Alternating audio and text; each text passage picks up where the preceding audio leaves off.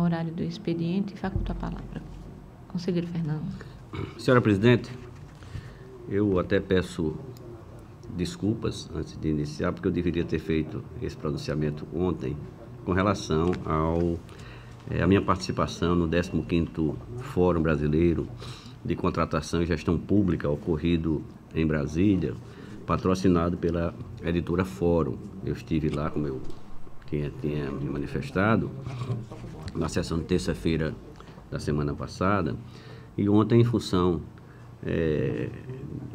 de uma agenda e até a revisão de um voto, eu estava com a cabeça muito voltada para isso e esqueci de fazer esse comentário, então por isso que peço desculpa de não tê-lo feito anteontem, na sessão plenária, mas faço hoje. Essa reunião, senhora Presidente, esse fórum, foi assim de uma importância muito grande. Eu fiquei assim, inclusive suscita, levanta exatamente essa situação que nós hoje nos encontramos, de análise de contratos, de convênios.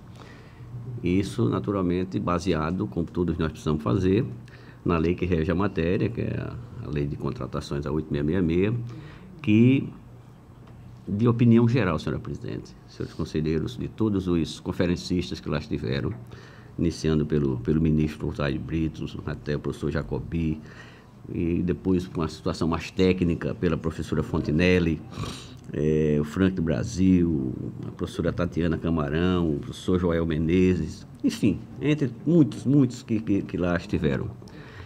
E todos, senhores conselheiros, fazendo assim uma observação muito crítica de que é extremamente necessário uma evolução com relação à lei que rege os contratos e as licitações de hoje no Brasil. Tem sido, inclusive, na opinião deles, a fonte maior desse processo que nós estamos vendo de tantas denúncias de corrupção, de malversação dos recursos em função da fragilidade que essa lei hoje impõe os gestores, inclusive causando, como eu tive a oportunidade de ver até em um desses conferencistas, senhora Presidente, fazendo assim uma provocação. É o seguinte, perguntava lá na plateia quem eram os responsáveis representantes de todos, dos gestores, dos técnicos e dos julgadores. E ele fazendo assim uma provocação. Quem de todos esses aqui, dos técnicos que são responsáveis pela feitura de todas essas licitações, quem se sente confortável em fazê-la? Não vi ninguém se manifestar de forma favorável, conselheiro. Todos assim, com críticas. Inclusive também das empresas, representantes das empresas que prestam serviços para os órgãos, para os entes públicos. Quem se sente confortável na execução, quer dizer, na contratação em si? Ninguém. Dos julgadores, das empresas prestadoras de serviço, ninguém se sente confortável. Porque hoje essa lei é de uma fragilidade, cria tantos problemas, tantas incertezas, tantos processos em função do julgamento, do acompanhamento, da execução, que é preciso, sem nenhuma sombra de dúvida, uma evolução, uma melhor avaliação desse texto legal para nortear essa matéria. Portanto, para não me alongar, inclusive, para não ficar muito repetitivo, foi o que senti de mais presente, esta preocupação de todos, inclusive com avaliações técnicas muito gabaritadas. Foi, presidente, que devo dizer que isso nos traz novas luzes, inclusive, e estou mantendo, inclusive, contato permanente com algumas dessas pessoas, de tribunais, inclusive, outros que não foram conferencistas, mas que lá estavam também com as suas preocupações, com as suas angústias com relação a essa matéria. Devo dizer que nós não podemos deixar, senhora Presidente, de participar sempre desses eventos. Isso nos enriquece, isso nos traz luzes para que a gente possa evoluir aqui também no nosso tribunal. E outro tema que trago aqui, senhora presidente, este de ordem interna, para que nós possamos aqui socializar com os demais conselheiros, com o Ministério Público.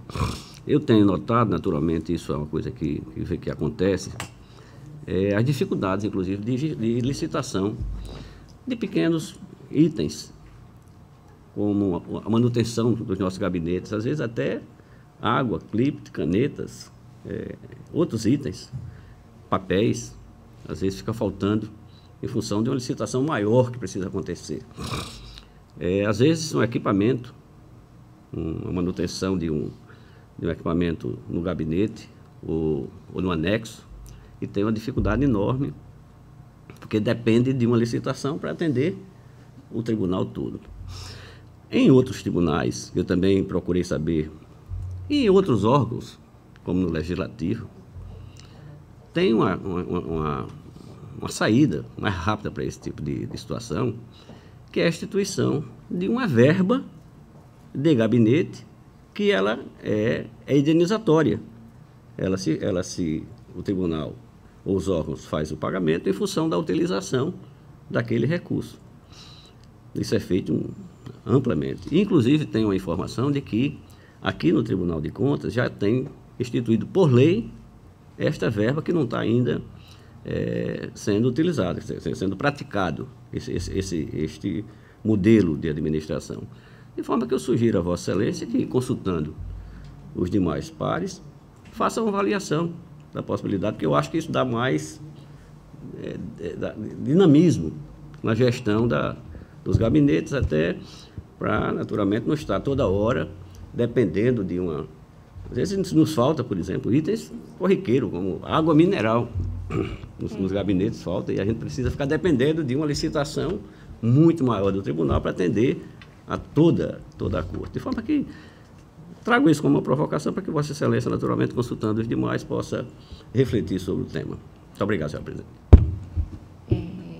Conselheiro, a respeito da verba que nós temos aprovada em lei, eu não me recordo exatamente a que ela se refere, mas se a memória não está me faltando agora, eu acredito que ela diz respeito a atender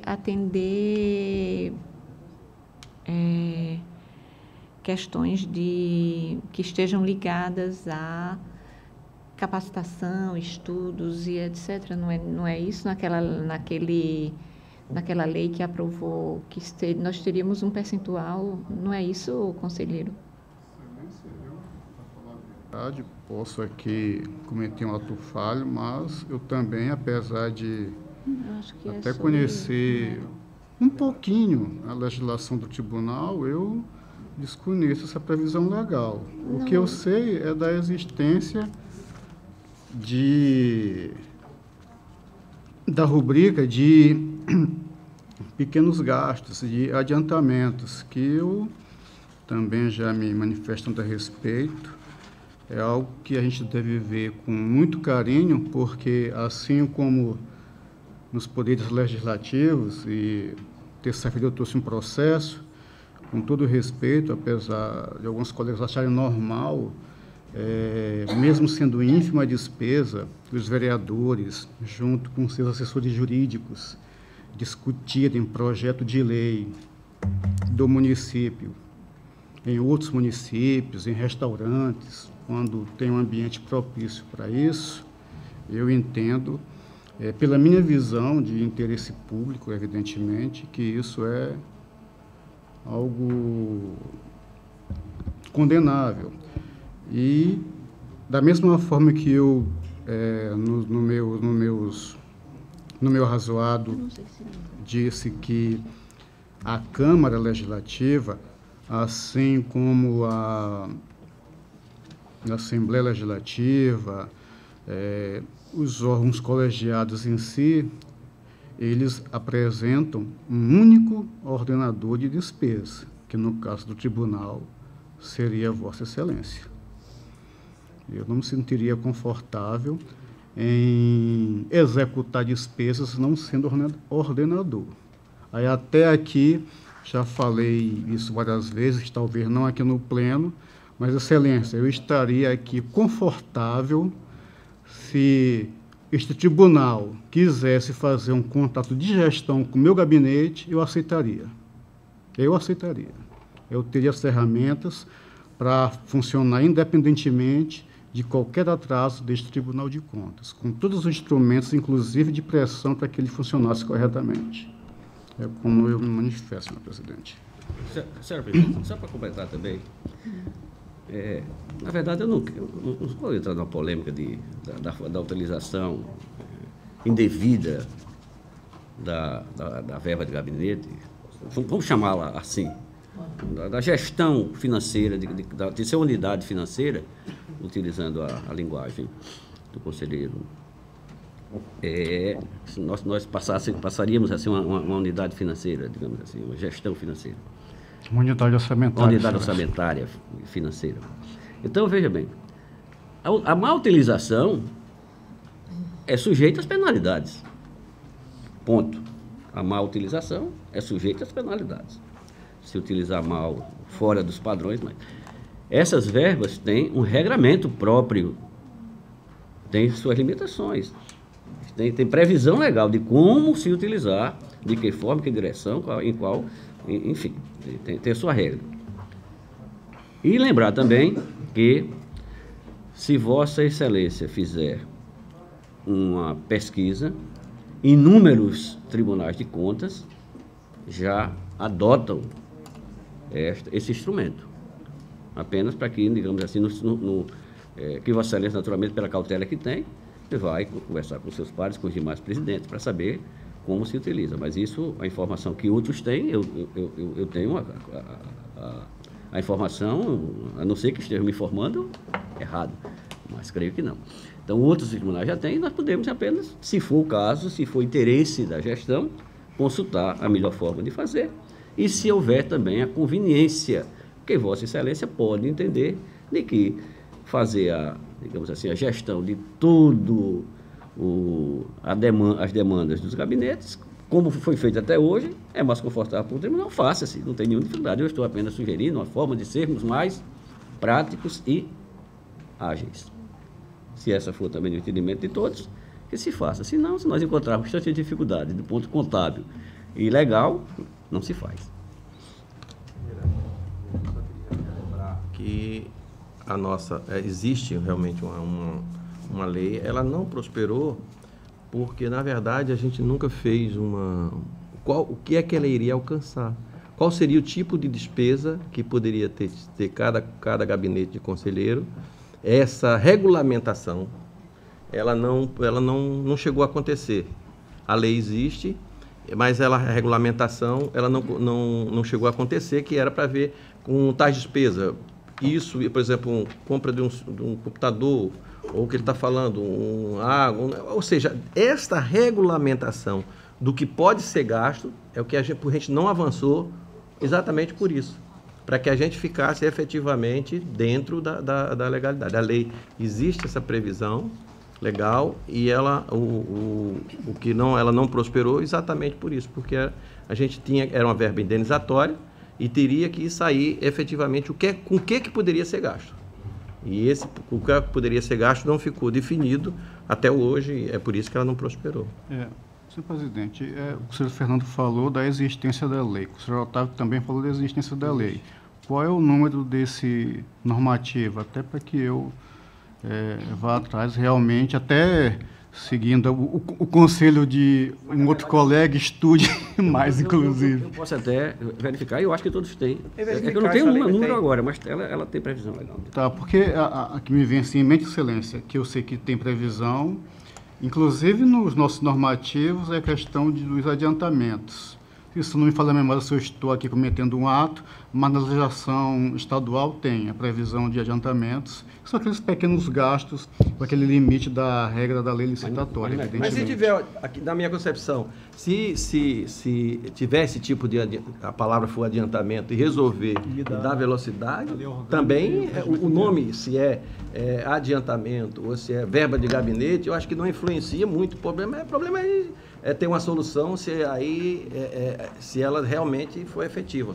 Mas eu vou pedir para procurar, eu sei que tem alguma coisa sobre isso e vai fornecer. Eu agradeço aos senhores conselheiros se trouxerem para que a gente realmente, para que nós analisemos em conjunto. Posso também esclarecer, Excelência, que a senhora falou a questão dos estudos, não é isso? Na verdade, o que eu conheço é que o Tribunal de Contas do Estado de Mato Grosso, dado aquela simetria com o Poder Judiciário, e lá no Poder Judiciário tem esta rubrica, há esta situação lá. Inclusive, até, se não me falha a memória, até hoje é garantida através de liminar. Né? Na verdade, parece que tem essa garantia, mas a gente pode se aprofundar, mas realmente lá existe, e evidentemente que aqui no Pleno isso não é só de conhecimento meu, mas é fato. Nesse aspecto eu me lembro, quando a senhora falou de estudo, eu acabei me lembrando da onde nós tínhamos visto isso. Obrigada. Obrigado, senhora. Senhor presidente, eu poderia fazer um esclarecimento também? Só porque sempre é bom, essa dialética é fantástica. Sim, certamente. Eu tive, inclusive, conversando com o pessoal do Mato Grosso com relação a essa questão. Eles estavam com um problema e eliminar não é só pela utilização. É que eles estavam fazendo uma utilização, não sei porque, eu acho que, inclusive, eu disse ao pessoal que no meu entendimento, equivocadamente, eu entendi equivocadamente, que eles estavam utilizando recursos dessa verba sem a necessidade de prestação de contas. Eles adotando esse sistema.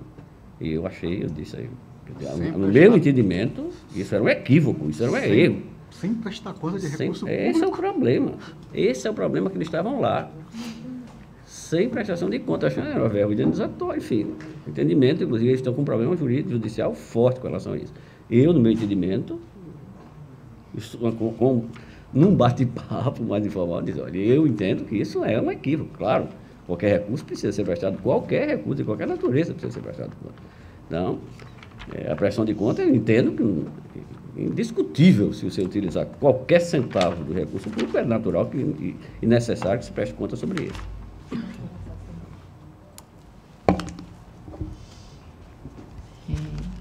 Passamos agora à ordem eu só queria, com a palavra, que conselheira eu acho Otávio. que envolve todos o gabinete, é o seguinte, eu fechando aqui para a gente ver quem não prestou conta no dia 30 de abril, o último prazo, eu preferia que a gente ou pode ser no dia 22, a gente unificar que tipo de ação nós vamos tomar com relação. Eu ainda tenho 3 municípios que não prestaram contas, eu tenho secretaria misturado com o fundo, mais ou menos 10 ou 12, e para a gente ver que o dos municípios, normalmente a gente fazia uma solicitação e a presidência encaminhava para o governador, pedindo até a intervenção, o governador nunca aconteceu, porque aí no instante eles correm e resolvem, essa que é a verdade. Mas a gente precisa tomar uma atitude para que a gente fazer, eu acho que se cada gabinete fornecer, a presidência pode fazer uma correspondência só daquilo com relação aos municípios. E as câmaras e secretarias e fundos, eu acho que é uma coisa nova, pelo menos que eu não lembro que a gente ter pedido alguma coisa com isso, a não ser aplicar multa. Então, era isso que eu queria colocar para a gente estudar, a gente tomar uma decisão em conjunto para ser a decisão do tribunal. Conselheiro, nós podemos colocar isso como na pauta da próxima reunião e como já colocado aqui por Vossa Excelência, já todos vão analisando e trazemos para discussão. Senhora presidente, Pois não. Ainda quanto ao assunto que eu falei, que é adiantamentos, realmente, ou memória, tem na lei orgânica do Tribunal de Contas, mas tem como objeto de fiscalização, a verdade. Título 2º do julgamento de fiscalização, capítulo 1º do julgamento de contas, seção 1, da tomada e prestação de contas. Na seção 2, dos adiantamentos, mas aqui é o tribunal atuando como controle externo, fiscalizando. Ok. Como é que o que é, E o como que se deve fosse? prestar contas e o que, que nós vamos avaliar quanto a essa prestação de contas. Inclusive, eventual devolução de recursos, inclusive algo aqui que evidentemente não se enquadra mais, no artigo 14, que até diz: os saldos recorrentes de adiantamentos existentes em 31 de dezembro serão de recolhimento obrigatório ao Banco do Estado de Alagoas, S.A., a conta devida até o 5º dia último do mês subsequente. Então, na verdade, existe, mas é como objeto de fiscalização do Ministério Constitucional dessa Corte, Excelência.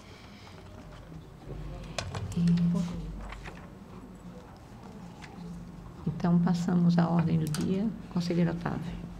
Senhora presidente, senhora conselheira, senhores conselheiros, doutora Estela, hoje Ministério Público Florido, uma mulher aqui, seja bem-vinda.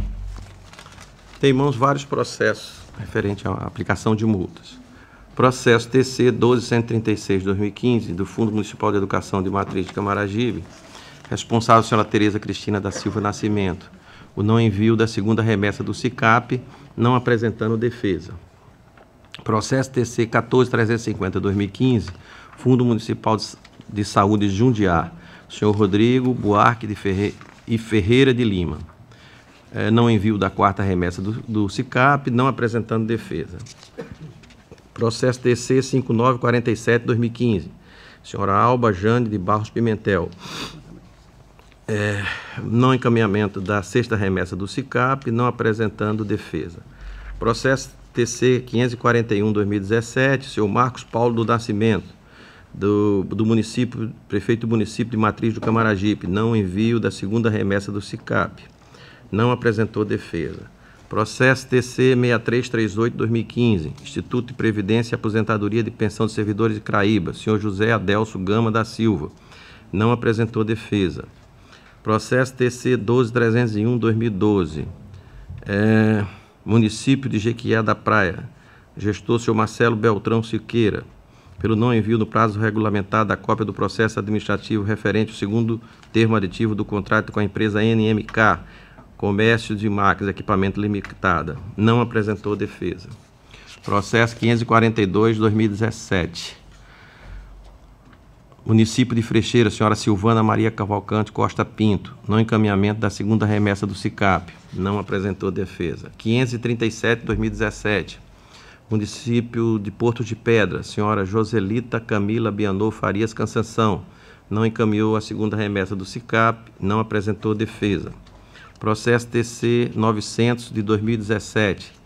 Fundo Municipal de Assistência Social de São Luís de Quitunde, senhora Monique Rafael Santos de Lima, não encaminhou a segunda remessa do SICAP, não apresentando defesa. Processo TC 876/2017, Fundo Municipal de Previdência da Previdência do município de Japaratinga, senhora Alessandra Cristina Bandeira de Buarque, não encaminhamento da segunda remessa do SICAP, não apresentando defesa. Processo TC 16869/2014, Secretaria Municipal de Educação de Olho d'Água das Flores, senhor Samuel Bonfim de Oliveira, pelo não envio no prazo regulamentado da primeira remessa do SICAP. O Ministério Público, apresentando defesa, o Ministério Público não acatou a defesa, entendendo que houve inadimplência no envio da informação exigida pela Instrução Normativa 2 de 2010, opinando pela aplicação da multa, conforme parecer 1537. Defesa não acolhida. Processo TC 10906/2015. Município de São José da Laje, senhor Bruno Rodrigues Valença de Araújo, o não envio da primeira remessa do SICAP. O Ministério Público, através do parecer 1647, opinou pela aplicação da multa conforme parecer. Informações, e não inadimplência, não apresentou as informações devidas. Processo 11.734/2016, Secretaria Municipal de Educação de São Luís de Quitunde, senhor Tiago Fradique de Ataíde Queiroz.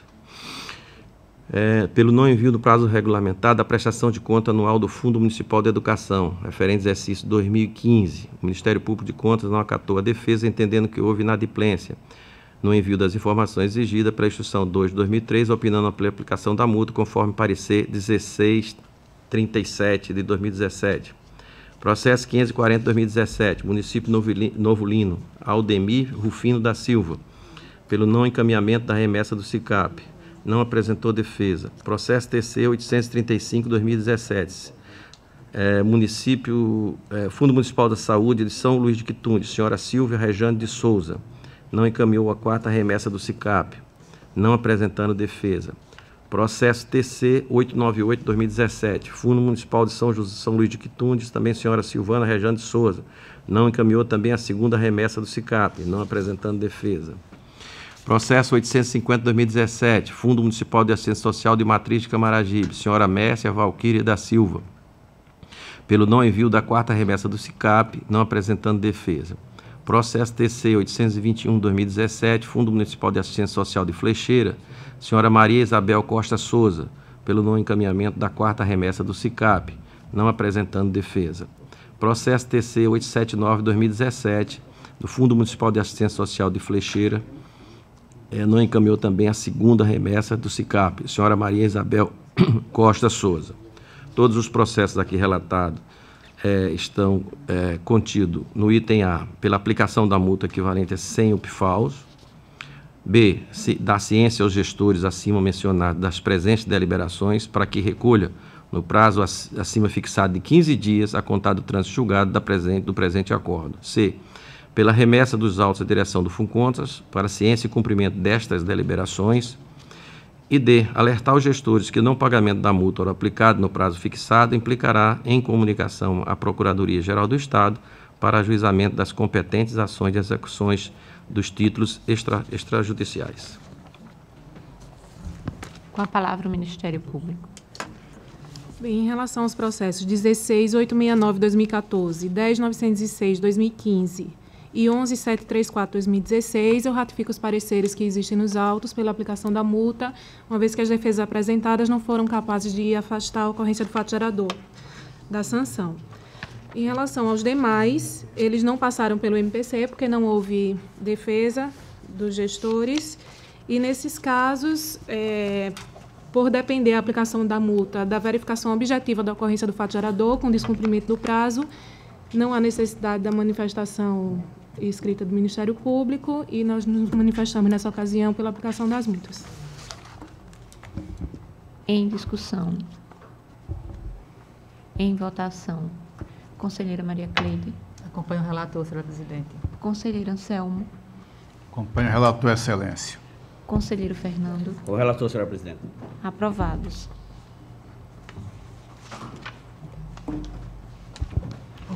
Sem mais processo, conselheiro. Pela ordem para relatar, conselheira Maria Cleide. Eu não tenho pauta para hoje, senhora presidente. Pela ordem, conselheiro Anselmo. Senhora presidente, senhora conselheira, senhores conselheiros, ilustre membro do Ministério Público, que oficia junto a esta Corte de Contas. Excelência, trago inicialmente... Excelência, na verdade, tinha 3 processos de consulta de relatoria do conselheiro Alberto e Raquel. Como eles não voto vista meio, como eles não estão vindo hoje, e eu já adiei uma vez, eu acredito que se eu pautando hoje, na próxima terça, pode ser que nós nos debrucemos sobre eles aqui no pleno, então já quero fazer, retirando-os, assim dizer, da pauta. E assim, trago, são 3 processos que agora não me veio, assim, os números que foram adiados da sessão passada, mas já posso informar. Assim como estou retirando de pauta, excelência, os processos foram da consulta, processo 6458 de 2014, 11931 de 2015, 11885 de 2013. Aproveito também a oportunidade para retirar o processo 6196 de 2011, era um processo que tratava de aplicação de multa Mas tendo em vista que estamos a evoluir quanto a esta sanção, no que pertine à obrigação do gestor enviar a documentação, prestar contas. Quando é incompleta ou não as presta, nós diligenciamos para que explique ou encaminhe os documentos, e quando ele se manifesta pedindo prazo ou então encaminha parcialmente a documentação, ele já, de qualquer forma, sofrerá um ônus do processo ser trazido a julgamento no estado em que se encontrar, porque o contraditório aí já foi, mais uma vez, ofertado. Então, que talvez seja um pouco a mais ainda sancionarmos em virtude disso.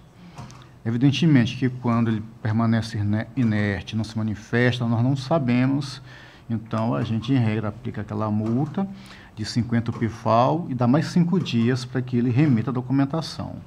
E nessa situação não foi o que aconteceu, ele se manifestou parcialmente, por isso eu estou refazendo este voto, e o que já inclusive tem um precedente nosso nesse mesmo sentido.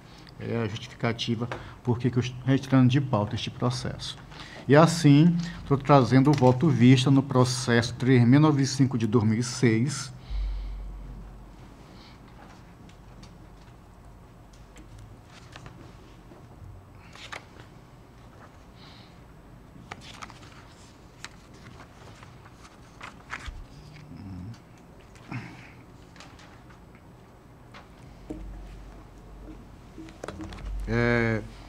prestação de contas, prefeito, município de Coruripe, exercício de 2005. Acredito que seja do conselheiro Otávio Lessa, esse processo originariamente. Eu estou lendo aqui o relatório, não só tem o nome do relator originário, a indicação, mas não tem o nome do relator originário, por isso que eu estou acreditando que seja do conselheiro Otávio Lessa. Eu queria essa confirmação. Era da conselheira Rosa, agora é... Sim, exatamente, Excelência, é isso. Em algum momento tem isso aqui, realmente, eu vou passar. Excelência, trata-se do processo de prestação de contas do senhor Marques Beltrão Lima Siqueira, prefeito do município de Coruripe, exercício financeiro de 2005, protocolado nesta Corte de Contas por meio do ofício 12/2006 SMF. Excelência, seguindo o rito regimental, os autos foram encaminhados a DEFAFON, que mediante o relatório AFO-DEFAFON 75/2012, folhas tais, da lavra do senhor José Rinaldo Souza Guimarães, técnico de contas à época e atual analista de contas, concluiu pela emissão de parecer prévio favorável.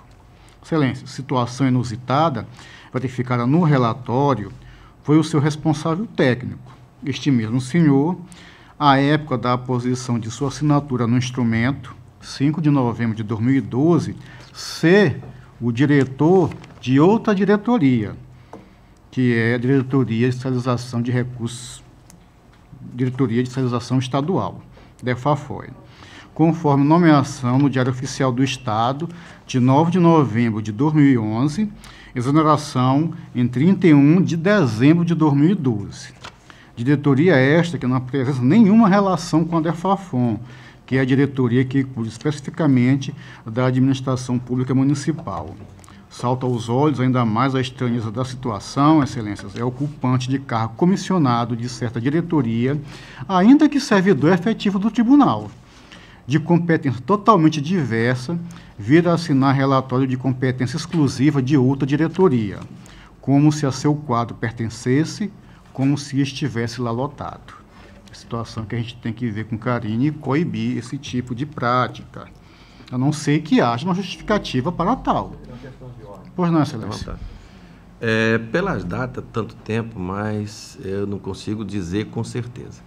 Tem uma determinação do plenário que, por ter tido alguns problemas à época de apresentar a defesa, e seria o mesmo técnico que faria essa revisão, foi decidido em plenário que, a partir daquele momento, seria os diretores de cada diretoria de fiscalização, que seria o setor revisor.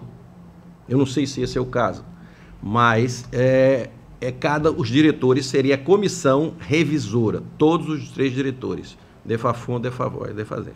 Só estou alertando para isso porque existia uma determinação naquela época no sentido de ser isento a pessoa que fez a primeira colocação e a gente copiou, e a discussão naquele momento era feito como se fosse uma instância diferenciada, ou seja, a pessoa fez o relatório e está lá. E os diretores, que eram, obviamente, a pessoa do cargo mais alto dentro da diretoria, seriam esses 3 diretores que faria, junto, inclusive, me lembro, com uma pessoa designada da Procuradoria.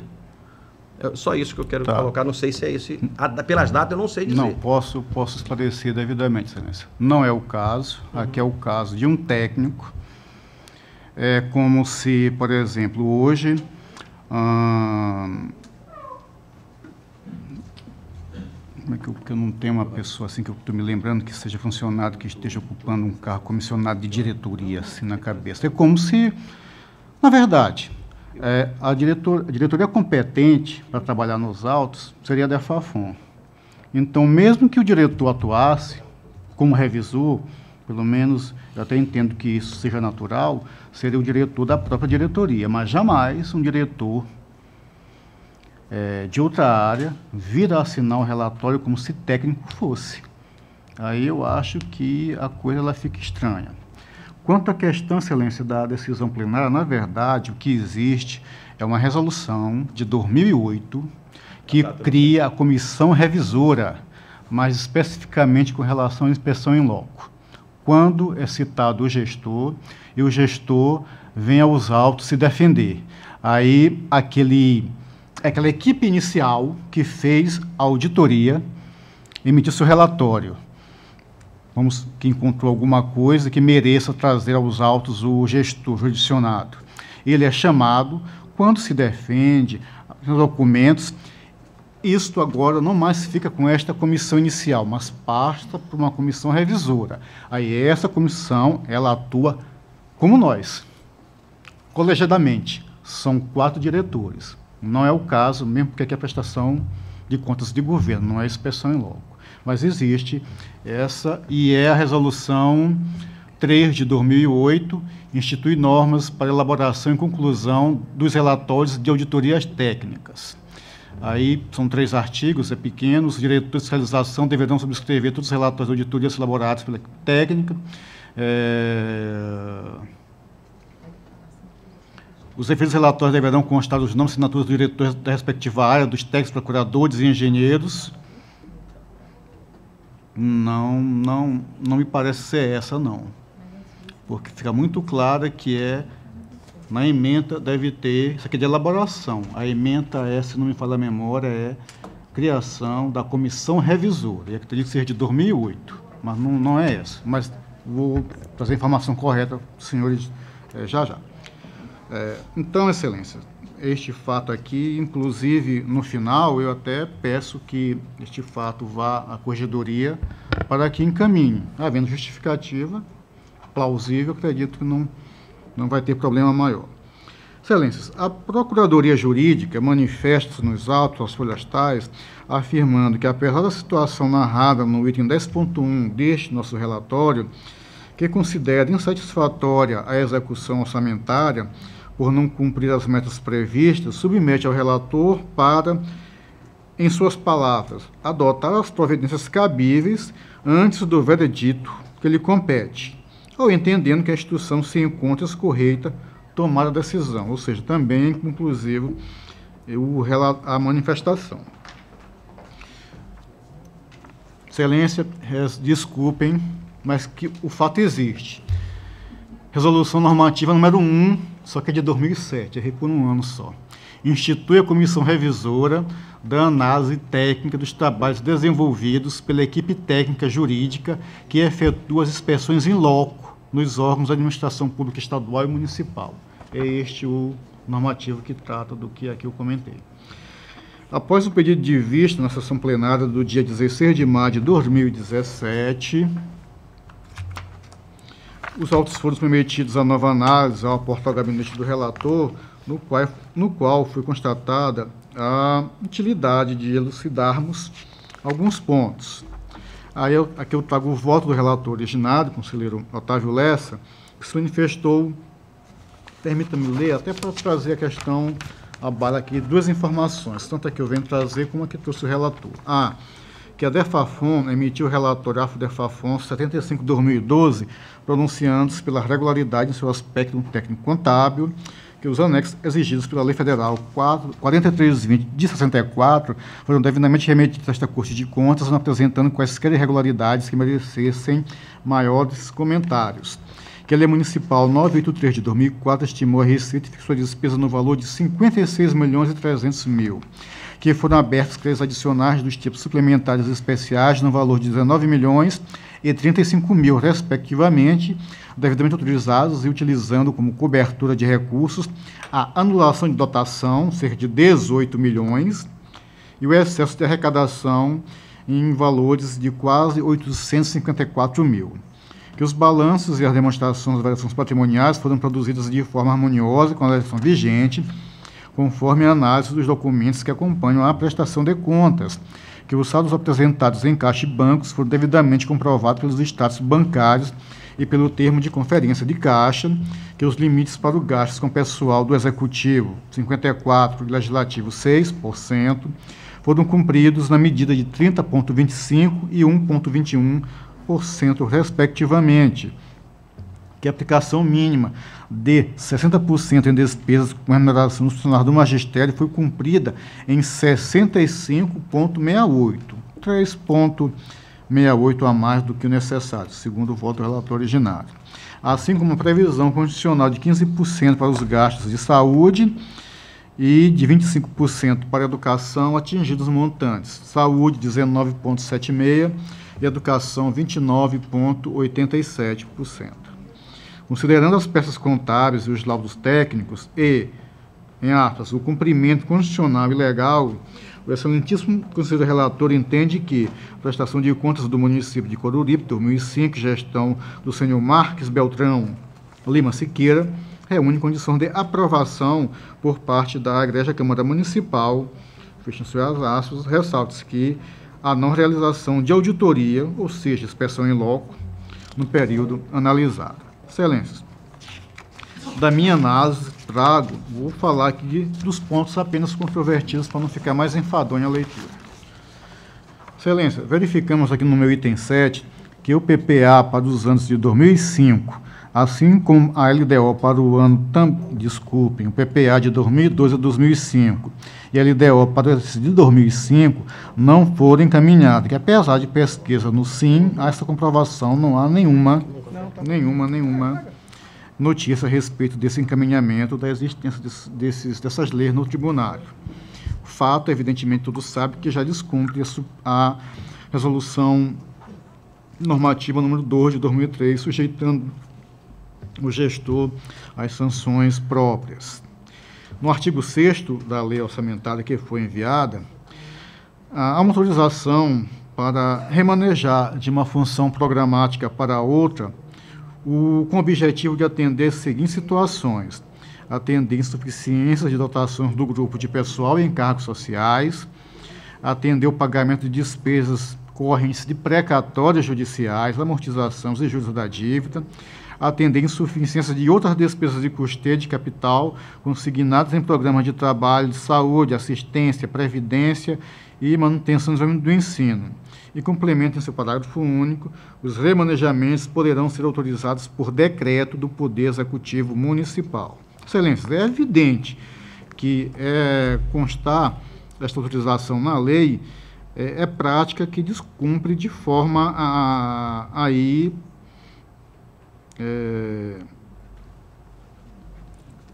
total o disposto no artigo 65, parágrafo 8º da Constituição de 88, que a doutrina aí costuma chamar de princípio da exclusividade, que dispõe que a lei orçamentária ela não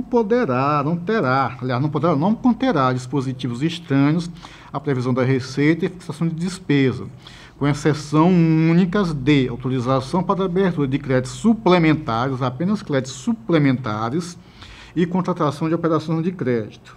Além do que, a autorização possibilita que se modifique por ato infralegal, decreto, a lei orçamentária, fato que atenta, no nosso sentir, contra a própria competência do titular do controle externo, que é o Poder Legislativo, em caso municipal, furtando-se a sua autorização constitucional, porque quem aprova as leis todas orçamentárias, os 3 tipos de lei. Excelências, no ativo financeiro verificamos registro de realizável de cerca de 1.400.000 na rubrica devedores diversos, conselheiro Fernando Toledo, aquela história dos restos a receber. União, cerca de 1.108.000 e Estado, cerca de 300.000. Em nota explicativa, afirma que, em suas palavras, correspondem essas coisas às transferências constitucionais da União e do Estado, consideradas pelos entes transferidores como sendo da competência desse ano, 2005, consequentemente inscritas em restos a pagar, assim sendo deles, restos a pagar deles, tá? Não do município. Assim sendo, para o efeito da consolidação geral das contas da União, necessário se faz que os citados valores constem como crédito da Prefeitura, ou seja, lá restos a pagar, aqui restos a receber, sendo revertidos com lançamentos de janeiro de 2006. Já veio aqui no preço da discussão, qual é a utilidade prática disso? Nenhuma. É uma ficção. Eu escrevo como crédito e depois eu estorno. Apesar da nota explicativa, o gestor não acostou qualquer documento que comprovasse desse substrato ao lançamento contábil ou ao próprio recebimento desses valores, o que aqui também é uma certa dificuldade, já que haveria o estorno no primeiro mês do ano subsequente. O ativo permanente, Excelência, apresenta registro nas rubricas de bens imóveis, 6.254.000, e bens imóveis, 13.400.000. Entretanto, não consta nos autos documentos que subsidiem os valores lançados nas rubricas. Inclusive, a ausência do inventário de bens móveis e imóveis descumpre os artigos 94, 5 e 6, 94, 95 e 96 da Lei 43.20/64, bem como, novamente, a resolução normativa desta Corte de Contas 2 de 2003, ou seja, há registro que houve aquisição desse bem todo, mas não há discriminação de que bens foram adquiridos. Ainda no ativo permanente, há a contabilização da rubrica dívida ativa no montante de 3.290.000, estoque que foi acrescido pelo exercício em 835.000, conforme a demonstração das variações patrimoniais. Por outro lado, no comparativo da receita orçada com a arrecadada, há a contabilização da rubrica de receita de dívida ativa tributária em apenas R$ 7.800, ou seja, num demonstrativo, diz que escreveu quase 850.000 de dívida ativa. No outro, que corrobora a informação, diz que só escreveu R$ 7.800. São informações do próprio demonstrativo, Excelência. Demonstrando, evidentemente, a situação de arrecadação eventualmente deficitária do município, inclusive no seu aspecto contábil de mera escrituração. No passivo financeiro, a dívida flutuante, que é formada por restos a pagar processados, 821.000, e pela rubrica outras, aquela história da famosa rubrica genérica, 450.000, que em comparação ao demonstrativo da dívida flutuante, representaria as consignações. Apesar do demonstrativo ter, genericamente, outras, em outro que corrobora essas informações, verificamos tratar-se de consignações, aquilo que é descontado dos servidores e a seguir repassados. a dependência, salário família, previdência, adiantamento, algo nesse sentido. Neste demonstrativo também verificamos o cancelamento de cerca de R$36 mil referente aos restos a pagar processados. Novamente, prática que, em regra, revelaria enriquecimento sem causa da administração pública, pois presume-se devidos os valores contabilizados, visto que a liquidação representa a entrega do bem, mercadoria ou prestação do serviço, portanto, direito do credor à contraprestação estatal. Quanto aos limites condicionais, excelências, houve cumprimento da educação, houve o cumprimento da saúde, mas apesar de constar no voto que houve cumprimento também das despesas de Fundef, pelos cálculos aqui feitos com base nas próprias informações contidas, elementos nos autos, do total que teria sido de 65,68%, somente apuramos 59,50%. E aqui tem a tabela especificando como foi feita aqui a memória de cálculo. Com relação ao descumprimento do mínimo constitucional de despesas com a remuneração dos profissionais do magistério, o Tribunal de Contas tem precedentes, alguns, na verdade, né? Quanto à possibilidade, na verdade, não, quanto à emissão de parecer prévio, indicando a reprovação das contas do gestor. A exemplo, trago os processos 1190 de 2008 e 1759 também de 2008. As despesas de total com pessoal também foram obedecidas. Não temos como verificar a questão do repasse do 10º, face à ausência das informações nos autos. Quanto ao regime próprio, há uma questão sim, específica, que da análise dos autos não identificamos quaisquer rubricas vinculadas ao regime próprio de previdência, como não constam também nas suas peças contábeis, financeiras, qualquer lembrança de uma eventual unidade orçamentária respectiva, regime próprio.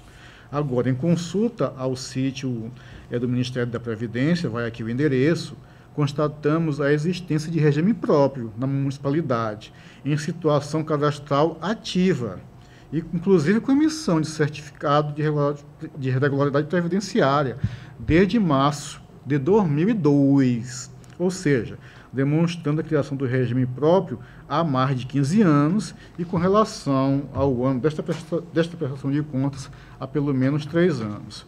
Novo encaminhamento de certificado, relatório ou manifestação do sistema de controle interno municipal. Excelência, eu faço essa pré-análise para, na verdade, aqui apenas, Sr. Otávio Lessa, oferecer obrigatoriamente o contratar a gestor para que, diante dessas situações do Fundef, do controle interno, da questão de anulação de restos a pagar processados, o gestor se manifeste a respeito, até havendo a possibilidade de algum registro equivocado, e querendo até submeta, traga as documentações que comprovem as eventuais alegações. E, na verdade, isso, é uma questão preliminar que submeto à análise de Vossas Excelências, em que, sendo acolhida, será feito como de praxe, e não sendo acolhida, estou aqui apto também a proferir o meu voto de mérito. Excelência. Em apreciação,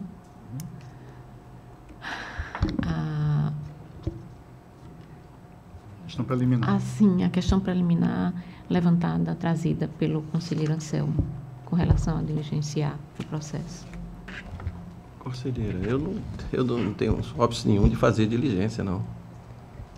Para mim, eu já como relator, não tem nenhum problema de fazer as diligências necessárias para que o conselheiro tire as dúvidas, que ele encaminhou o processo para o relator, que a gente possa identificar as diligências e pedir. Não tem problema nenhum. Conselheira Maria Cleide. Conselheiro Fernando. O meu raciocínio do conselheiro originário, que é a proposta do voto vista do conselheiro Anselmo. Conselheiro, então, O processo será encaminhado ao conselheiro originário para que ele providencie as Perfeitamente. diligências sugeridas por Vossa Excelência. Isso assim será feito e eu queria agradecer a compreensão do relator originário frente à documentação aqui, pelo menos os nossos achados na análise nos autos. Questão preliminar.